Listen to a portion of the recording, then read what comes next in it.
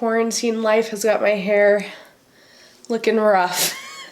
Hey guys, welcome back to my channel, or welcome if you're new. For those of you who don't know me, my name's Sam. I'm a professional hairstylist, and here on my channel I like to share my experiences as a hairstylist, and I occasionally do story times, and I tell you about different experiences I've had, different people I've encountered through the work that I do. And I recently started sharing your stories as well, and we always try to find a lesson in these stories. The point is to not sit here and bash anyone, but you know, every bad encounter we have, every mistake we make, it's always a learning lesson, and there's always things that we can take from that to make sure that we can be better hairstylists in the future, better communicators. But today I thought that I would change things up a little bit, and today I am going to be sharing a few of your bad stylist stories. So if you guys have a story, whether you are a professional in the beauty industry and you have a bad client story, or if you have a story from a client's perspective, feel free to go ahead and send those stories to my email, styledbysamvay@gmail.com. That is where I pull all these stories from. Normally I just do one story per video, but I thought today, let's make it a longer video and let's throw a few stories into one. Why not, right? This one says, "Hi Sam, I'm a big fan and I love your videos." Thank you. "I'm sorry if my grammar in English is incorrect. English is not my first language. I have a horror story for you, not a hair story from a stylist perspective, but from a client's. But I think it's an important story to tell since I, as a client, could have done more to prevent this. So this was last year and I had just gotten out from a long-term relationship. I decided to make myself feel better and try out volume eyelashes for the first time. I looked up some salons in my city and decided on one that had good reviews. I should have read the reviews." Yeah. "So the day had come and I went to my appointment, happy and excited to feel a little bit better about myself. As I went into the salon, I realized that it was a nail salon." Okay, so this is obviously an eyelash extension story. And for those of you who don't know, I do eyelash extensions as well. And going to a nail salon to get your eyelashes done can sometimes be a red flag. It depends. The nail salon can have a reputable, certified lash extension technician working there who actually knows what they're doing, is trained in eyelash extensions, and is using the proper products and tools to do eyelash extensions the right way. But sometimes when you go into a nail salon, the type of eyelash extensions that they offer are Ardell cluster lashes, and sometimes they are applying those with nail glue, which is not safe for your eyes, as you can imagine. It's not the correct way to do it. A lady greeted me and led me into a small room with cleaning supplies and a massage table. Yeah, see, that is a little bit of a red flag. Like, if it feels like it's a closet that they just happen to be doing lashes in, you know? This is when I first realized that I maybe should have looked into the salon a bit more before making an appointment. Yeah. I showed her a picture of the style and length of eyelashes that I wanted, and she agreed. I laid down and she started working on my eyes. 2 minutes in, my eyes started to burn due to some of the glue getting in my eyes. I asked her if this was normal and she said that it was fine. So since I had never done this before, I believed her. Okay, woo! We need to pause and back it up for a second. I don't think that the glue actually got into your eyes, because if it did, trust me, you would have been like freaking out and you probably would be blind or have some type of eye damage. Like, it definitely would have affected your vision in some type of way. Like, you'd know if glue got into your eye. So most glues, even the glues that are like the proper ones that you're supposed to use for eyelash extensions, they do give off fumes. And so sometimes if your eyes are open a little bit and those fumes get into your eyes, it can cause some irritation and it can cause your eyes to burn. It can even leave like a chemical burn on your eyeball. Like, it'll be really red or like a little bit swollen even. Obviously it's not a good thing, but it's not necessarily anything to like really panic about. But if you are ever getting your eyelashes done and you are experiencing any discomfort, your eyes are burning, you should let your lash tech know. What I do if my clients are ever experiencing that is I immediately stop what I'm doing and I have like a little mini handheld fan, and I will fan their lashes so that it blows the fumes away and kind of dries the glue. Once the glue dries and cures, those fumes go away. That's why when you're getting your lashes done, we have you keep your eyes closed, and then you aren't supposed to open them until we're completely done and the glue is dry. But I mean, she should have done something. If you were expressing to her that your eyes were burning, she should definitely not just be like, oh yeah, that's totally fine, that's normal. As she did my eyes, she was talking on the phone and also left for about 20 minutes to take a break and eat. What? In the middle of doing your lashes? That doesn't make any sense. It's not like when you're doing somebody's hair color, you apply it and then it has to sit in process so you can go take a quick break. Like with lashes, you're working the entire time. So if she needed to take a break to go eat, why wouldn't she just finish you first and then do that real quick before her next client comes in? That's super unprofessional. She told me to stay put and that she would be back soon. She came back and continued on my eyes after a while. When I was done, I had the ugliest, longest eyelashes that I had ever seen. It looked like I had glued on those false cheap eyelashes you can buy in a costume party store.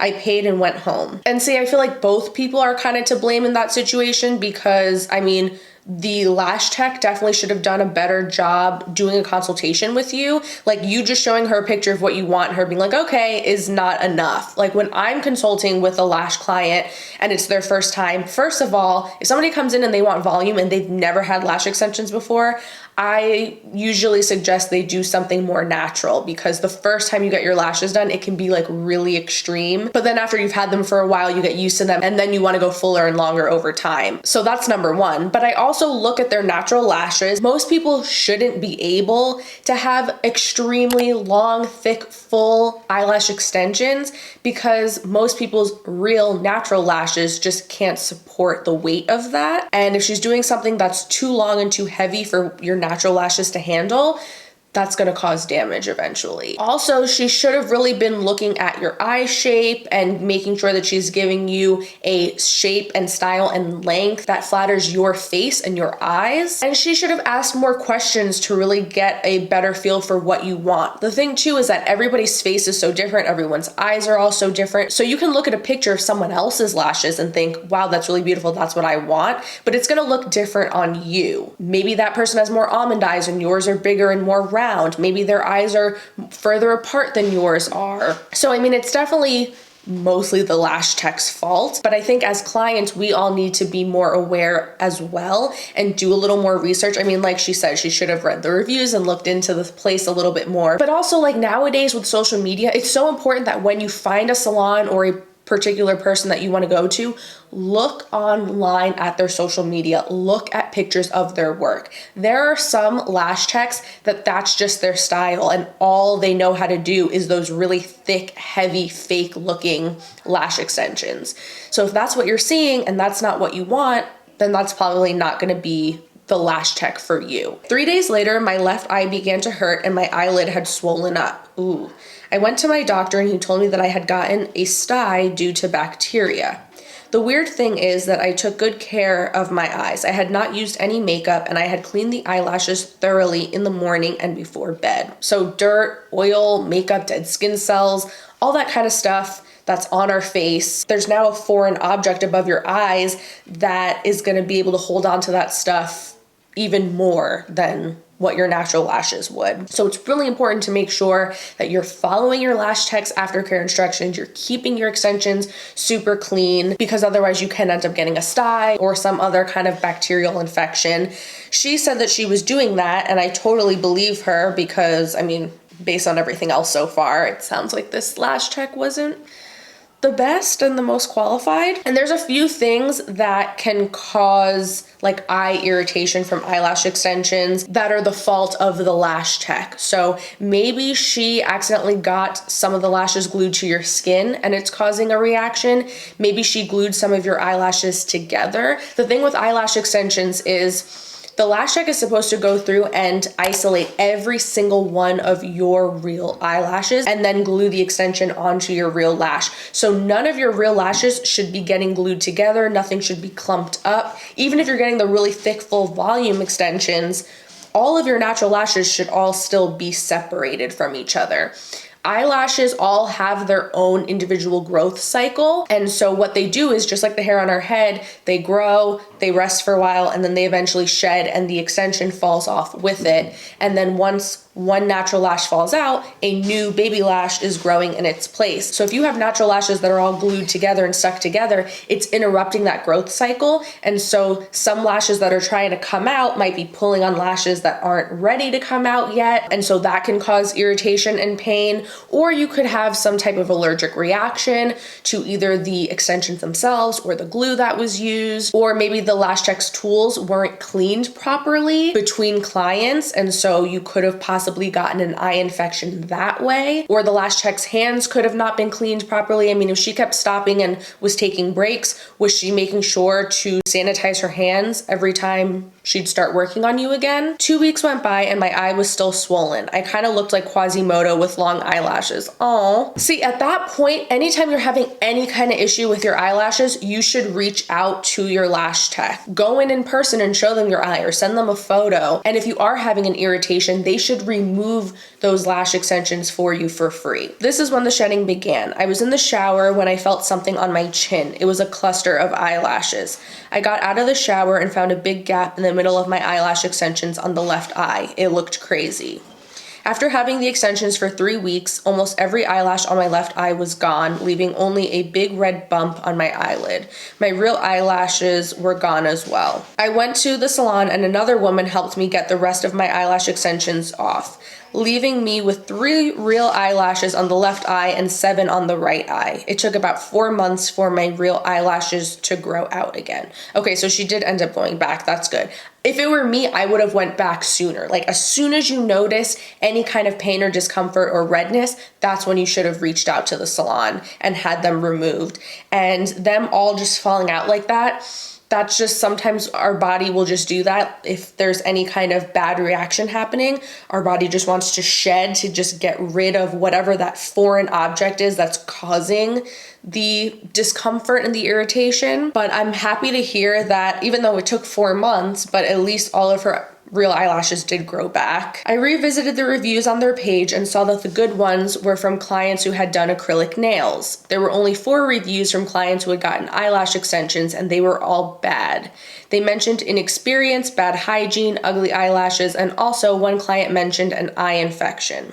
If I had read these reviews before making my appointment, I would have never gone to that salon. I think it's so easy as a client to just blindly trust a good 5-star review on Google and not look into stuff more. What I learned from this is that you should always do some research before deciding on where to go. Thanks for reading. I hope you were well during these crazy times. Wish you the best. Thank you so much. Thank you for sending in your story. It was a really good one. And for English not being your first language, that was really well written. It's one thing to go in for a service and have it not be done the way that you wanted it and have it not look good. But I mean, in this case, like, your health was at risk here. So I mean, you had every right to be really angry, but I think that it's awesome that you're able to reflect and realize that, you know, you could have done things differently to prevent this from happening also. Even though, yes, this is all totally the fault of the eyelash tech. Clearly this person is not practicing proper hygiene. They're not experienced. They're not doing things properly. They're not professional. But especially when you're going to get something done to your eye area, you need to be mindful. You need to do your research. Just because somebody is advertising that they can do a certain service doesn't mean that they actually know what they're doing and that they're good at that service. I'm so happy to hear that there weren't any like serious complications and that you're okay and your vision's fine and your eyelashes have grown back, because that could have definitely gone a lot worse. Okay, let's see. This one is titled Hairstylist / Assisting Horror Story. Currently in the middle of watching your newest video, and I felt I had a story that was interesting and from a different perspective. I am now a full-time stylist, but I wanted to share a story about a client interaction I had when I was assisting at a previous salon after a cosmetology school. I had assisted for a while at this point and was honestly pretty knowledgeable about techniques and color. The stylist whom I was assisting had a new client for her first appointment. Oh, for her final appointment, sorry. So it was the stylist's last appointment of the day, and it was a new client. The client arrives and I can already tell that the stylist was aggravated because of the appointment type that had been booked, and by looking at the client's hair, I knew it was booked incorrectly. They begin the consultation and the stylist off the bat is already very negative and not very accommodating in my opinion as I was watching it all unfold.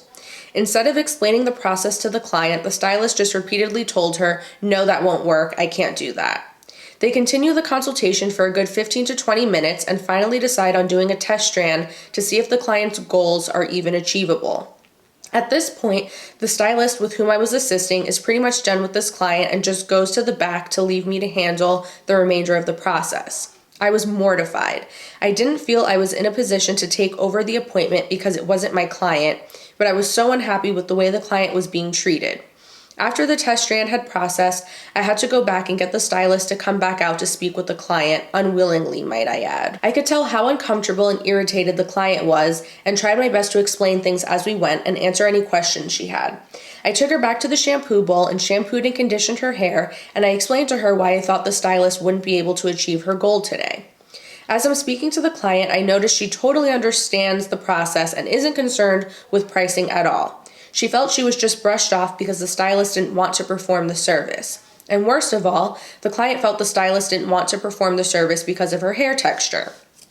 After the whole incident, the client wrote a review and even went as far as to mention how accommodating I was and how well I handled the situation. In my opinion, if the appointment was booked for the incorrect time, then there are other ways to remedy the situation and still satisfy the client.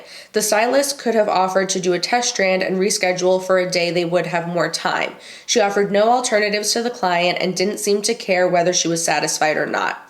I no longer work at the salon, but it honestly showed me how I stand out as a stylist and how clients should always be treated. Being accommodating and honest goes a long way in my eyes. Love your videos. Oh, thank you so much for sending in your story. I've been there myself. I remember the first salon I worked at out of beauty school. It was like a really high traffic salon. So we would get walk-ins, we would get people that would call in that had never been there before. And the receptionist at that salon wasn't a hairstylist herself. She didn't know anything about hair or hair color. So people would book appointments for hair color.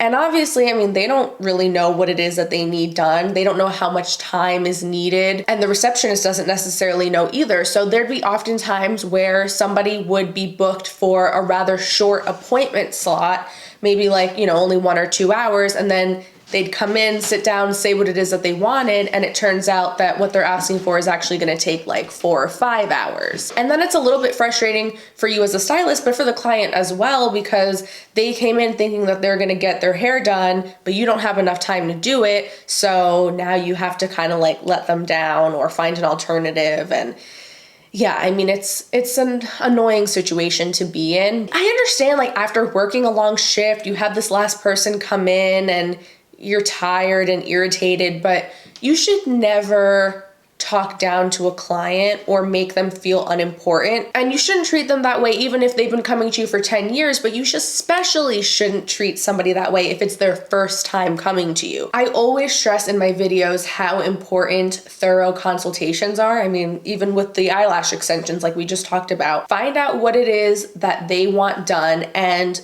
really explain to them what that process is going to be like.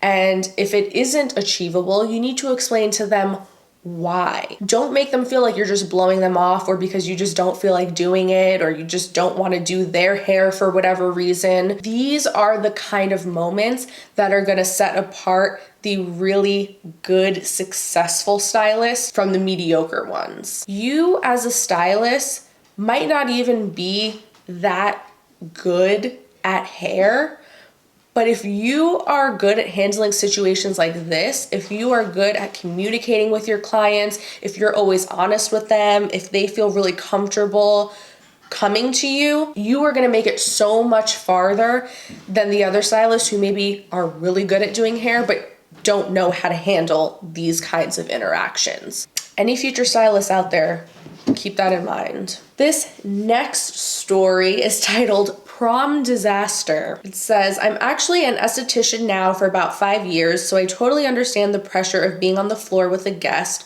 So my story is from a client's perspective. By the way, your channel is amazing. Thank you. My mom decided I can get my hair and makeup done for prom at this beauty school I'd go to once in a while to get my highlights and cut. I was already stressed out due to my date being a douche. I had one girl who was doing my makeup and the other my hair. I told them I just wanted winged liner and shimmer and big curls with a side braid. Sounds easy, I guess not. They didn't have much makeup, so they were using those school palettes that you mix colors in like a painter with maybe 4 brushes. I think she was borrowing makeup from other people, so it was fine as long as it looked decent. My hair, they used so much hairspray, it was so crunchy at this point. I had 2 instructors helping with both of these girls, and once they were done, I started bawling my eyes out and left. I think my mom got a discount, but I don't know. I ran to the car, brushed out my crunchy curls, and wiped off my makeup. Redid my hair and makeup, also was late to prom, didn't even get to eat dinner. Good times, with a thumbs down. I don't know, it's like, I do feel for you, but then at the same time, like, when you go to a beauty school to get stuff done, it's hit or miss, you know? You can't always go in with super high expectations because everybody is still just learning, and you're gonna come across some students in beauty school who are much further along, who just have a more natural talent for what they're doing, and so they're producing higher quality work. And then there's going to be other students that are slower learners who are struggling a little bit more, you know, need more practice. There's nothing wrong with that. Like, obviously everybody learns at their own pace, but with that being said, sometimes you can go to a beauty school and get amazing work done, and then other times not so much. And even though the teachers are there to help, but that's the key word, help. For those of you who don't know, because my last story time video was a beauty school client horror story, and a bunch of people were like, I had no idea that you could go to a beauty school and get like such cheap services. So if you have a cosmetology or beauty school of any kind in your area, you can go there and you can get the same kind of services you would get done at a regular salon for an extremely discounted price. You're basically getting the services for free, you're just paying for the cost of products. But it's students that are performing the services, so, you know, it's not gonna be the same kind of quality as going to a high-end salon, obviously. My advice is for anybody who is going to be going into a school to get something done is look at the school's social media page and scroll through, and if you see work that you think looks really good and it's similar to what you want to get done, see if they said which student did that, and then you can call the school and request that specific student. That way you'll know that the student who's doing your service is going to do a good job. Thank you for sending in your story. Let's see, let's do one more. Okay, ooh, I think this is gonna be a good one. Hey, so this is not a client horror story, but a bad stylist story, unfortunately.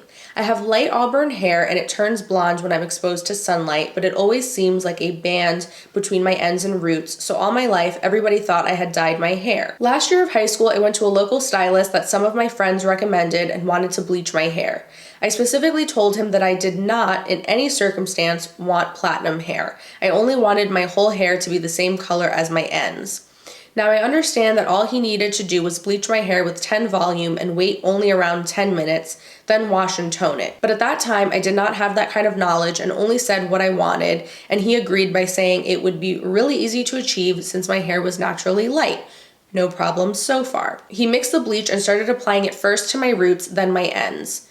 He colored my whole head in bleach, even the blonde parts. He made me wait 45 minutes, and at that point, I was in excruciating pain on my skull, but he kept telling me it was normal. Yeah, I mean, if the whole point of the appointment was to have the rest of your hair match your ends, why would he lighten your ends at all? The color that your ends already were is what you wanted. Then he washed the bleach out and started styling my hair. My hair was white. Not even platinum, but white, and it was falling off my head like noodle strings. I told him that it was white and that I did not want white hair, but he kept telling me to wait till it was dry and styled. I said okay and waited. Mind you, he did not tone the hair whatsoever. No toner, just bleach. We need to pause for a second.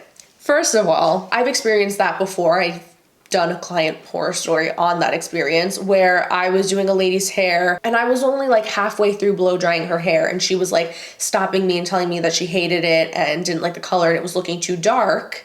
And I was like, well, just let me finish blow drying it first and then you can take a look at it, because when hair's wet, it looks darker, and then when you dry it, it looks lighter. But in this situation, you're telling him that your hair looks white, And he's like, wait till I finish blow drying it. Like, I understand you want to wait till it's done and styled because you need to see the final product before you really assess what you like and don't like.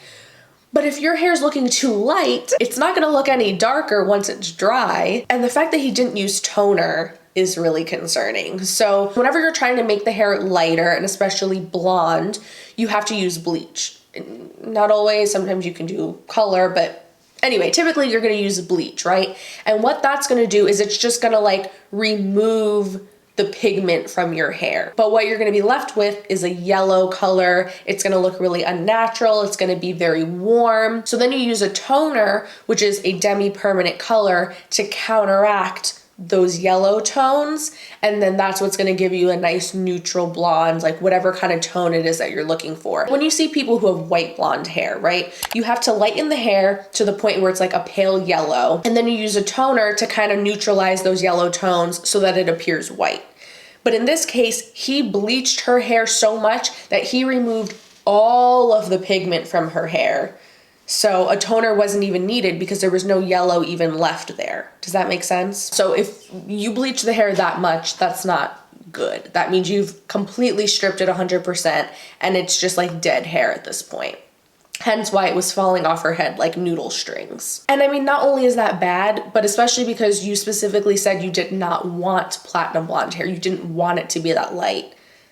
So it's like, not only did he mess up by over processing your hair, but he also didn't do what you asked for anyway. He finished it, and God, you should have seen how he acted. He loved it. He was extremely proud, telling me I looked amazing. I looked in the mirror and I was mortified. I had pearl white hair that could blind you like a car light when the light hits it. My scalp was tomato red, to which point that I could see it from where I sat.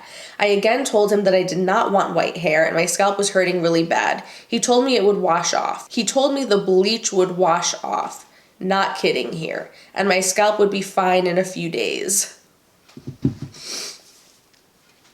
So when you go to get your hair colored, if maybe your hair turned out a little bit too dark, or it's like a little bit ashier than what you wanted, like if the tone is a little bit off, sometimes yes, waiting, washing it a couple times, letting the cuticle close back down, because usually when you go to get your hair colored, especially when you get it bleached, it opens up the hair's cuticle and it takes at least 48 hours usually for that cuticle to close back down. And once it does, your color can actually appear a little bit different.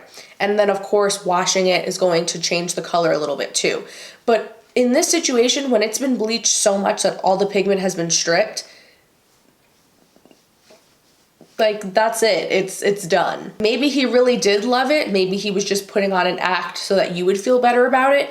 But either way, it's not what you asked for. It doesn't matter if he loves it. You have to love it. It's your hair. You're the one wearing it and you're the one who has to pay for it. So, and making your scalp so red is unacceptable. He obviously used a product that was way too strong. Your scalp getting a little irritated and kind of turning a little pink is normal, and especially if you have a really sensitive scalp, that's to be expected. But for it to be bright red like a tomato, that is not okay. And there's a good chance he probably caused some chemical burns to your scalp. I did not like it any better and left the salon, but I told him that I would come back to correct it if I couldn't get used to it, and he agreed.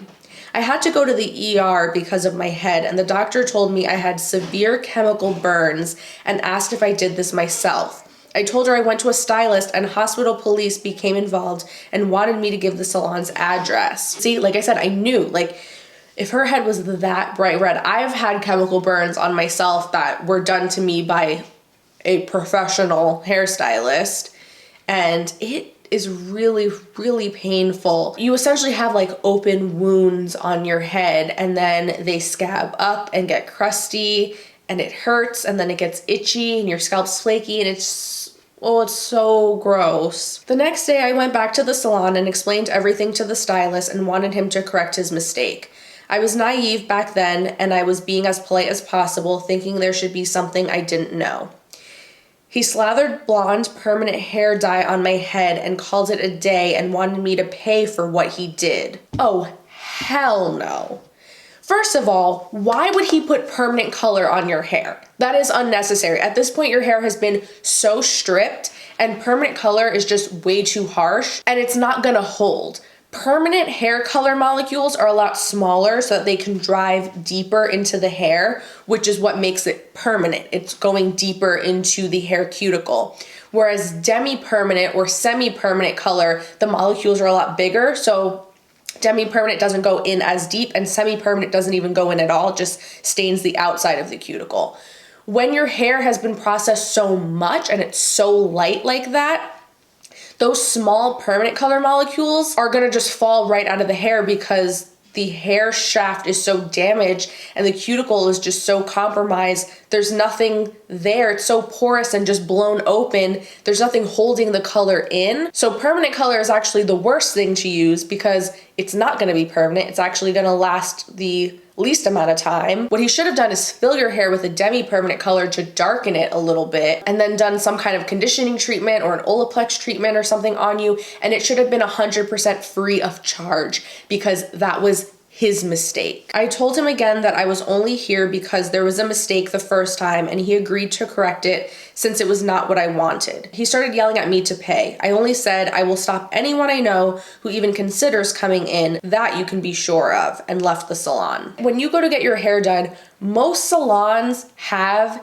a week or 2 week threshold period where if you're unhappy with your hair for whatever reason, you can go back and they will fix it for you free of charge. And I think in this situation, considering that he caused burns to your scalp, not only should you not have to pay to get it fixed, but he probably should give you a refund for the original service to begin with. At least that's what I think is the right thing to do. He called the police on me for not paying. I'm not kidding. He literally called the police. I came back to the salon when the police contacted me and told them the whole story. In the meantime, while they were doing a background check, they noticed the hospital police report and that the salon was to be inspected for public health reasons. They didn't tell me anything. They just said that I could go and they were sorry for the inconvenience, and I left. Thank God for that. I later learned that the investigation revealed more clients who had severe chemical burns and even one who had to shave their head. His license was suspended for 5 years and he could only work at a salon but could never own a salon again. I'm sorry it had to happen. I'm sorry they suspended his license, but my burns were so severe I could not sleep well. And I think that is not acceptable. Doing hair wrong is one thing, but threatening health is a whole other thing. I don't know why he did what he did. I don't know what he was thinking, but my conscience is light knowing that I was as polite as I could be throughout the whole process. I hope he gained better judgment now. Honey, the fact that you feel bad for him that he got his license suspended is so sweet. You should not feel bad at all. This man should not be performing chemical services on other human beings. He obviously has no regard at all whatsoever for what he's doing. He doesn't care. And even when he does cause harm to people, he still doesn't see anything wrong with it and doesn't think that he's at fault, which is very concerning. So yeah, I mean, I'm happy to hear that his license was suspended, as it should be. He should be forced, honestly, to have to go back through the whole cosmetology program, if you ask me. Because if you think about it, like, how concerning is that? He's suspended for 5 years. So in that 5-year period, what's gonna happen? He can't do hair, so he's not gonna be learning. I'm sure he's not gonna be going and, furthering his education in any kind of way. He's probably gonna get a job doing something else. And then when that 5 years is up, if he does decide to go back into doing hair, he's gonna be like worse off than he was originally. And I'm so sorry that this happened to you and that it was so bad that you had to go to the hospital, but it's a good thing that you did because otherwise there would have never been that report, and that's really what saved you. And honestly, him calling the police for you not paying, he does have the right to do that. I mean, technically, if somebody comes in for a service and then refuses to pay, you can call the police because that's like stealing. Even though in this situation, you should not have been required to pay, like I said. So if you are ever in a situation like this, the first thing that you should do is document everything. Make sure the day that you were going into the salon, before you go inside, you get photos of your hair and your scalp before so that you have proof of, if say anything bad does happen, there's proof that it wasn't already like that before you went to the salon. And then if say you do have burns on your scalp, get photos of them immediately because you need proof of these things, and having photos is the best way to have proof. Anyway, that is gonna be our last story. I hope that this was entertaining for you guys, but it's also a good lesson. Like I said earlier, just because somebody claims to do a certain service doesn't mean that they are really good or super experienced with that service. And it's really unfortunate because especially here in the US, I know in other countries I've been told that schooling for cosmetology is a little bit more extensive, but here in the US it's so short. In less than a year you can get a cosmetology license, and with that you are able to do skincare, everything to hair, waxing, nails, makeup, basically any kind of beauty service you can do with a cosmetology license. How are you supposed to be able to thoroughly learn all of those things in just a few months? You can't. And there's a lot of people who go into this field and they don't take their education seriously. They don't go and do continuing education and go and take more classes after they get their license. They just get really money hungry. They let their egos get the best of them. And I by no means am trying to sit on a pedestal and act like I'm the best stylist in the entire world. Absolutely not. But I am a stylist who owns up to my mistakes and is always trying to learn and get better and grow. And I really genuinely care about my clients. Like, their happiness is always my #1 priority. So do your research when you're going out to get something done. Look on social media, look at photos, read the reviews, be as thorough as possible when you're picking the person that you're going to. And for any stylists or beauty professionals out there, be transparent about your strengths and weaknesses. And if you mess something up, own up to it. Anyway, that is going to be it for this video. Thank you guys so much for watching. Like I said, if you have a story that you'd like to submit for a future video, go ahead and email it to me, styledbysamvay@gmail.com. Don't forget to give the video a thumbs up and hit the subscribe button before you go, and hopefully I'll see you in my next one. Bye.